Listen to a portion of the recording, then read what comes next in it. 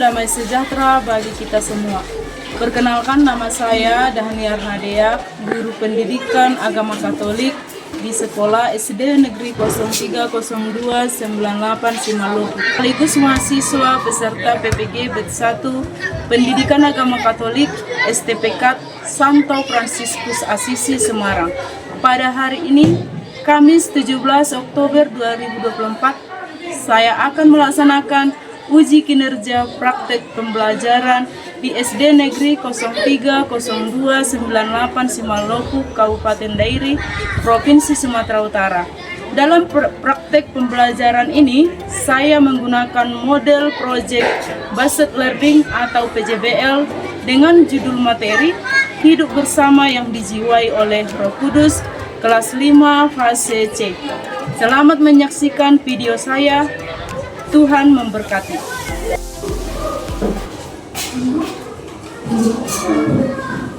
Selamat pagi anak-anak.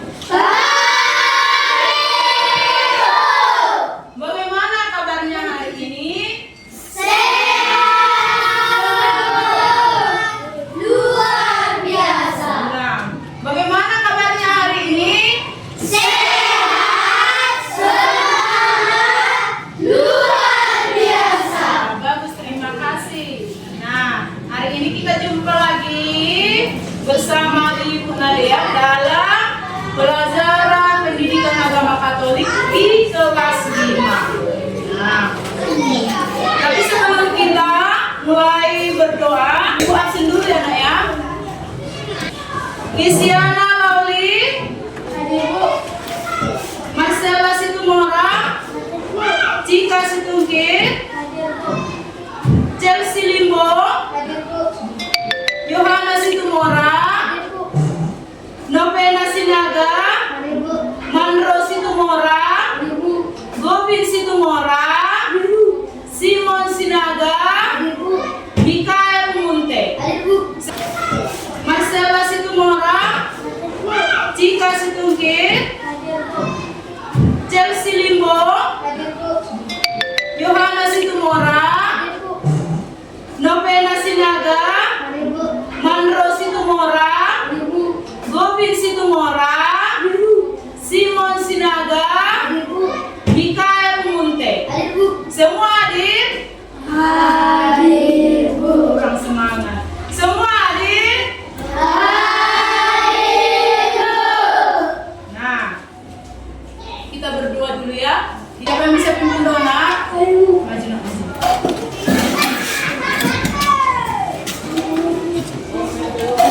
Ayo kita satukan hati kita, ambil sikap berdoa yang baik. Mari kita bersama dulu.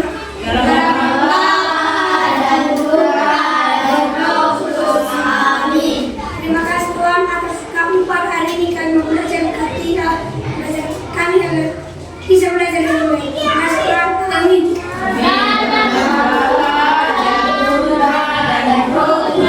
Amin. Baik, terima kasih ya. Nah, minggu lalu kita sudah belajar tentang, siapa masih ingat judul pelajaran kita minggu lalu? Tentang apa nak? Terlibat dalam hidup menggereja. Nah, sebelumnya Ibu akan bertanya dulu. Siapa yang berdoa tadi pagi nak? Coba si Isyana, mana Isyana? Nah, bagaimana perasaanmu hari ini? Sehat, semangat, dan luar biasa. Semua berkat Tuhan. Nah, supaya tidak ada rasa jenuh, bosan, mari kita berdiri dulu. Kita berdiri.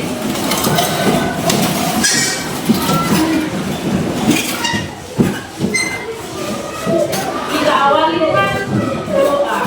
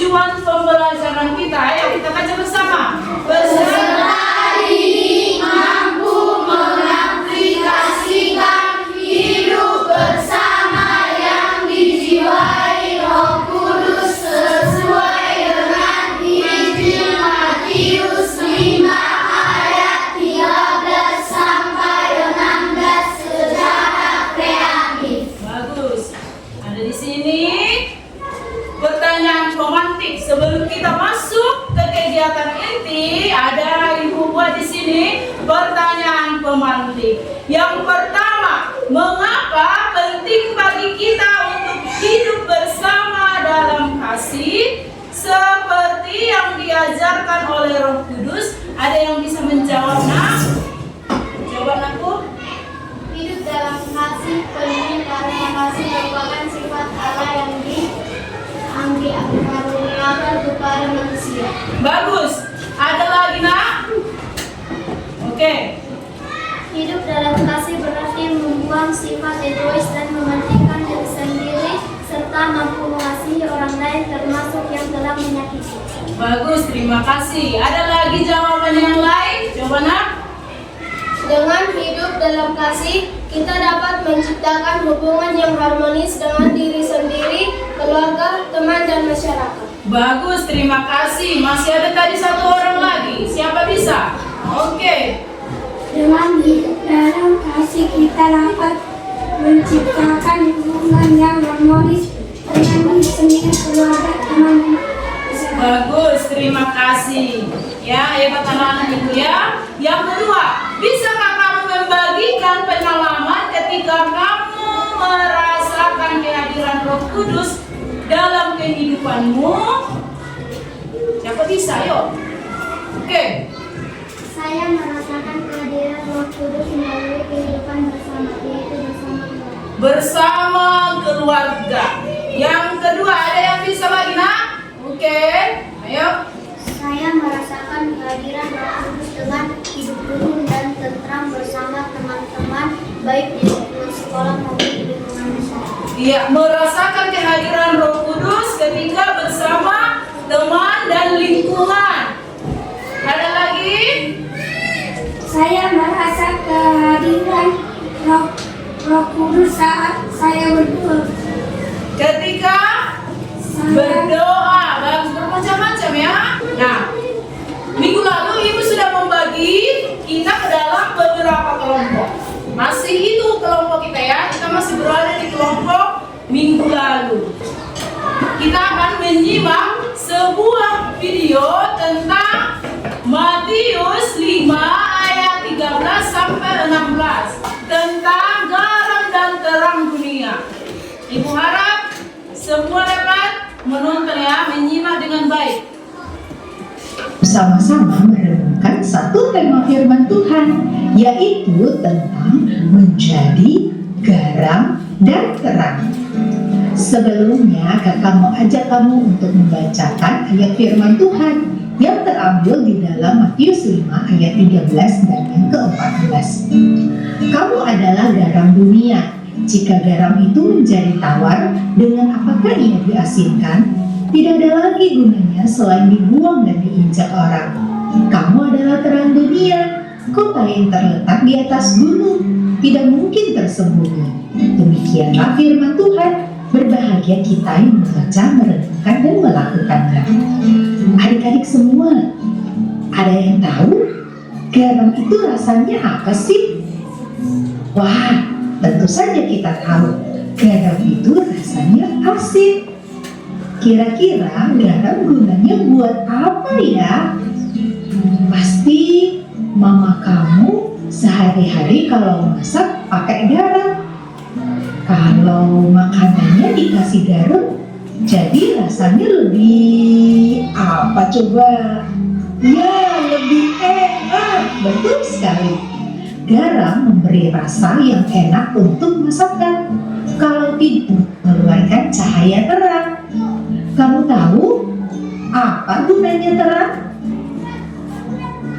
Ya, terang gunanya adalah untuk bisa membuat kita bisa melihat sesuatu dengan lebih jelas.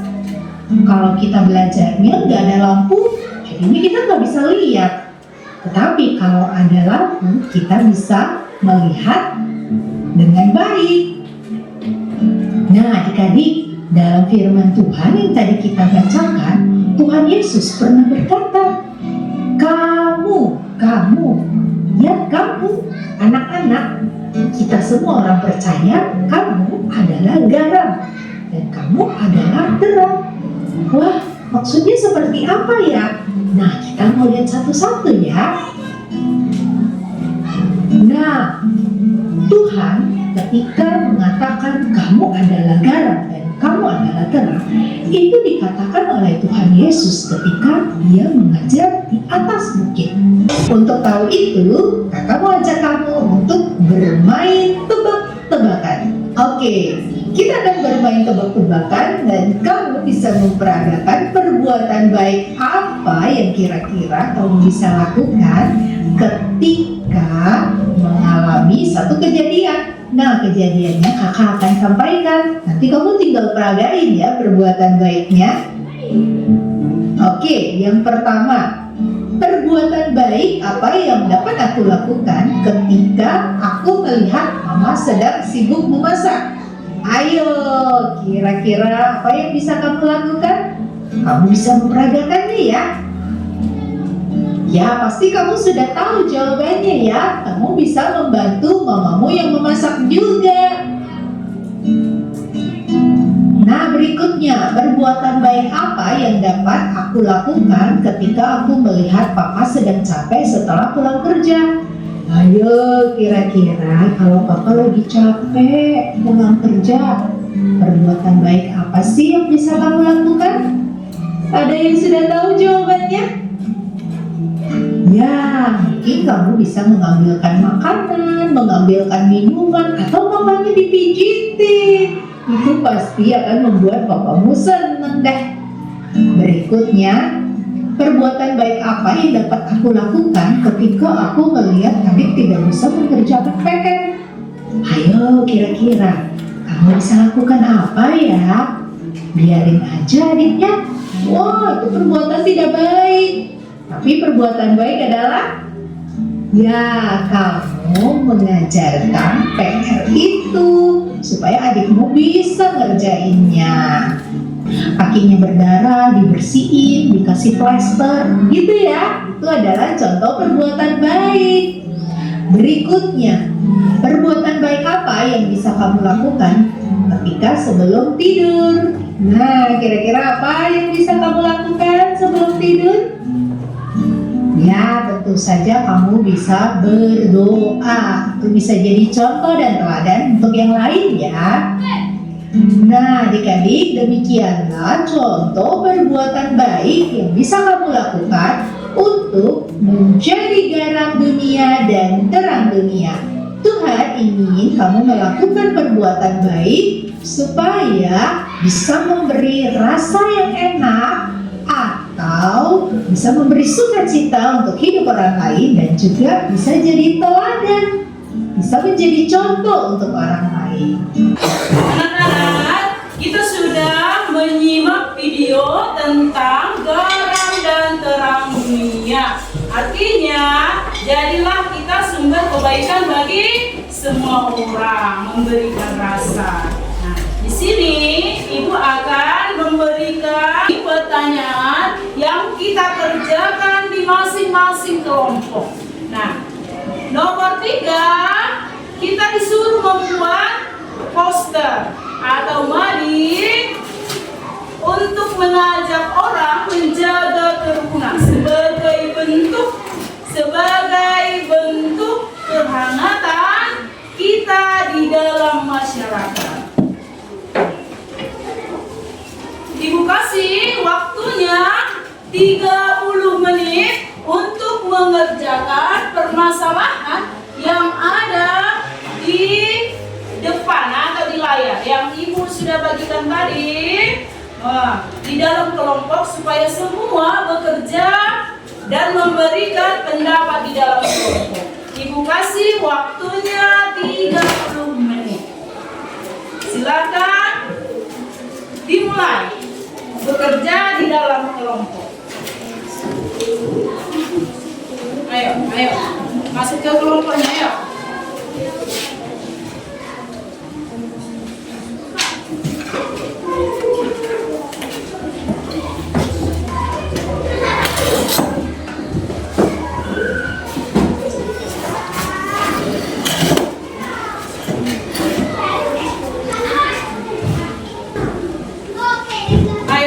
Di dalam kelompok.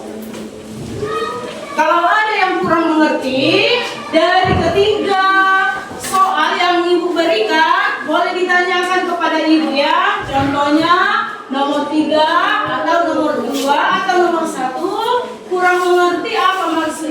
soal itu bisa ditanyakan langsung ke ibu.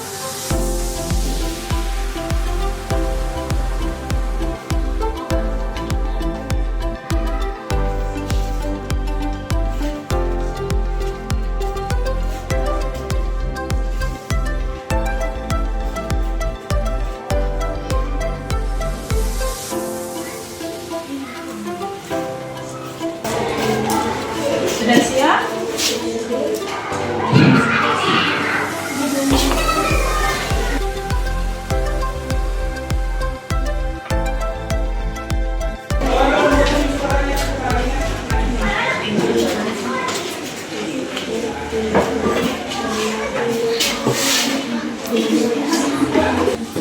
Ibu perhatikan, sudah banyak yang siap. Kelompok siapa yang sudah siap, nak?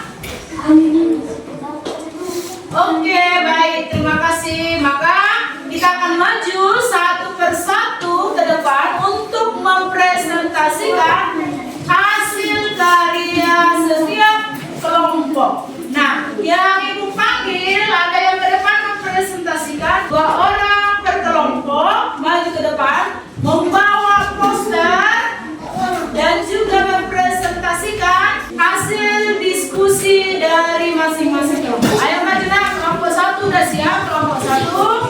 Kita dengarkan kelompok 1. Maju kepada kelompok 1.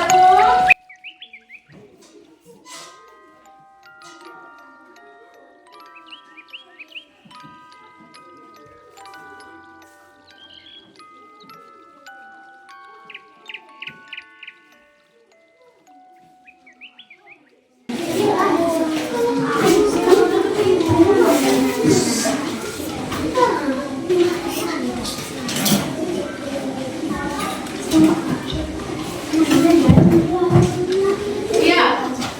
Kelompok 1 coba baca. 1. Jika dunia ini digambarkan sebagai tempat yang memerlukan garam dan terang, apa yang kalian pikirkan tentang keadaan dunia saat ini?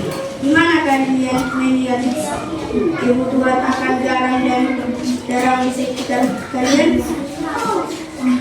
Kehilangan nilai-nilai dasar seperti kejujuran, empati, dan toleransi dunia, sedangkan kehilangan rasa yang seharusnya ada dalam interaksi antar manusia. Di mana kita melihat kebutuhan akan garam dan terang di sekitar kita? Lingkungan sekitar. Kita bisa melihatnya dalam interaksi sehari-hari. Lingkungan sekolah. Kurangnya sikap saling menghormati dan kerjasama yang baik. Iya. Yang kedua. Bagaimana komunitas atau kelompok kalian bisa lebih berperan sebagai garam dan terang dalam masyarakat? Ide-ide apa yang kalian terapkan bersama untuk membantu orang lain di sekitar kalian? Menjadi contoh. Tunjukkanlah perilaku yang baik dan berintegritas.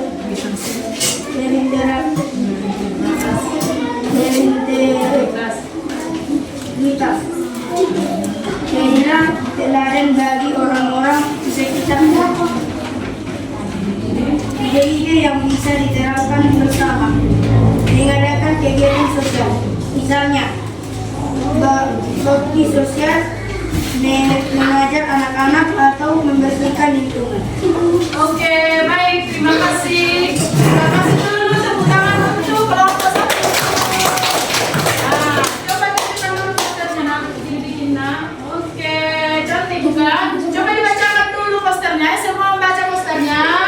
Berikan cinta bukan duka. Wow, hebat ya. Berikan cinta bukan duka. Oke, nanti posternya akan kita tempel di dinding.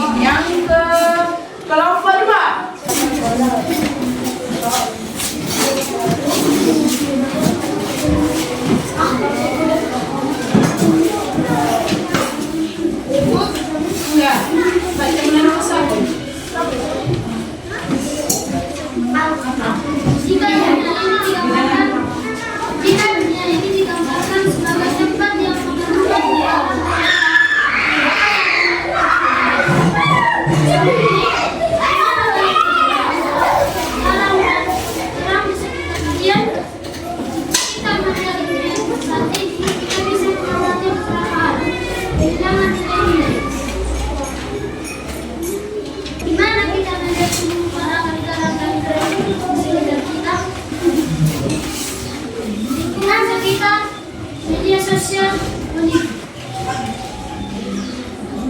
bagaimana komunikasi atau kelompokan yang bisa lebih berperan sebagai garang dan penggerak dalam masyarakat? Ide-ide apa yang bisa kalian terapkan bersama dengan orang lain? Kalian menjadi contoh, menyebarkan kebaikan, membangun komunikasi, dan menjaga keadilan, menyuarakan nilai-nilai positif, mencari pengetahuan. Ide-ide apa yang bisa diterapkan bersama? Mengadakan kegiatan sosial, memberikan kelompok diskusi, membuat konten positif, dan mendukung usaha-usaha sosial. Oke, baik. Coba poster ditunjukkan, nak. Poster. Oke. Nah, ini hasil proyek dari kelompok 2. Coba ayo baca dulu. Persatuan dan Kesatuan, Bhinneka Tunggal Ika Indonesia. Ayo tepuk tangan untuk kelompok 2. Kelompok terakhir. Kita dengarkan hasil presentasi dari kelompok 5.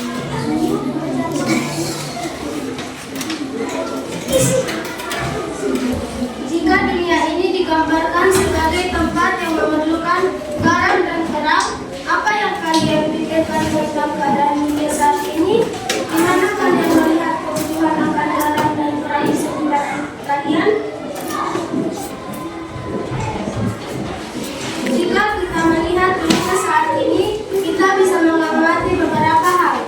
Krisis identitas. Banyak orang merasa kehilangan arah, tidak tahu tujuan hidup, dan merasa kesepian.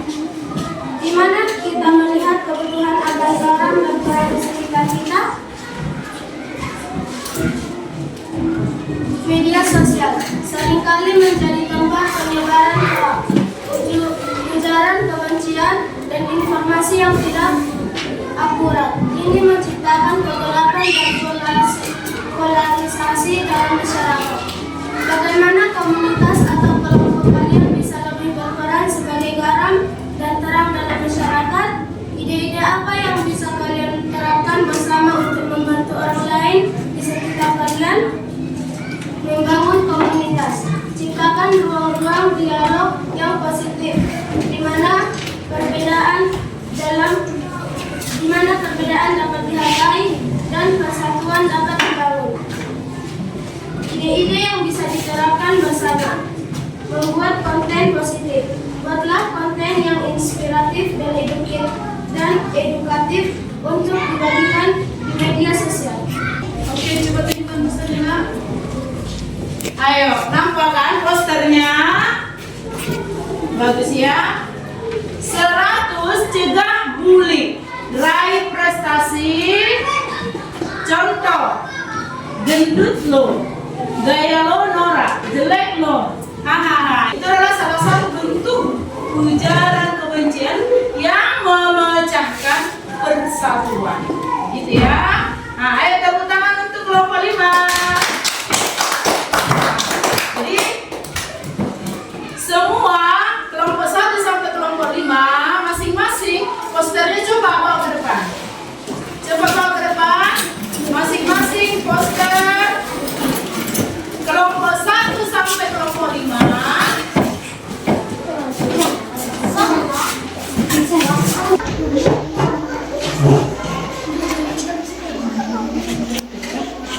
Nah, kita lihat bersama hasil dari masing-masing kelompok poster. Semua sifatnya kreatif dan juga menampilkan ajakan hidup rukun di lingkungan sekolah. Nah, masing-masing poster ini nanti akan kita tempelkan di mading untuk mempererat rasa persatuan kita di sekolah ini.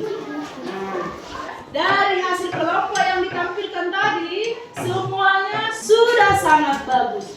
Kerjasama dalam kelompok pun tadi Ibu amati sudah sangat bagus. Akan tetapi masih ada beberapa orang di dalam kelompok yang masih kurang aktif. Temannya sudah bekerja, nah dia asik saja hanya melihat-lihat. Nah, di dalam kelompok itu kita harus mampu memberikan apa? Memberikan pendapat. Karena setiap orang mempunyai cara berpikir masing-masing.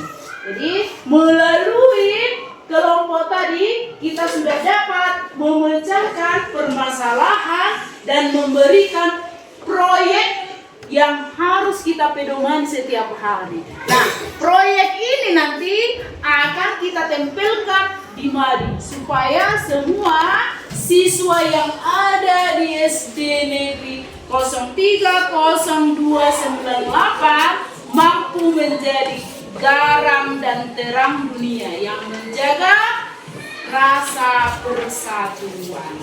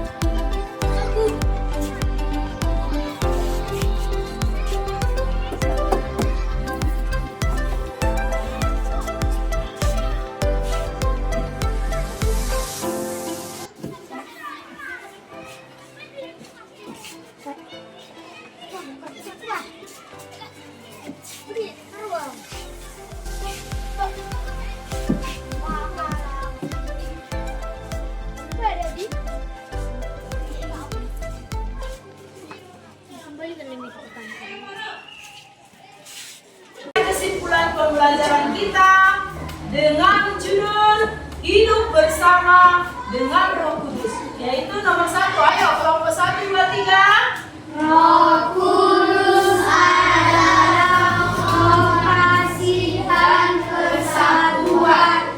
Ketika kita menerima Roh Kudus dalam hati kita akan terdorong untuk hidup dalam kasih dan persaudaraan. Buah-buah Roh Kudus seperti kasih, sukacita, dan damai sejahtera. Baik, kelompok berikutnya kita baca sama-sama nomor 2. Poin nomor 2. Dalam agama kita, ajaran tentang kasih dan persaudaraan sangat ditekankan. Kita diajarkan untuk saling mengasihi sesama manusia seperti kita mengasihi diri sendiri. Ketika kita hidup dalam semangat persaudaraan, kita menunjukkan kasih sayang Tuhan kepada sesama. Iya, baik. Terima kasih. Kita kembali berdiri.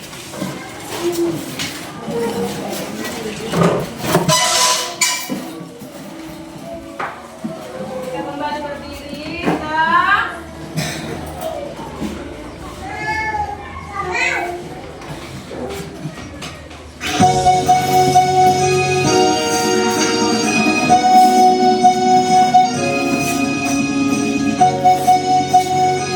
Ayo semua bersama.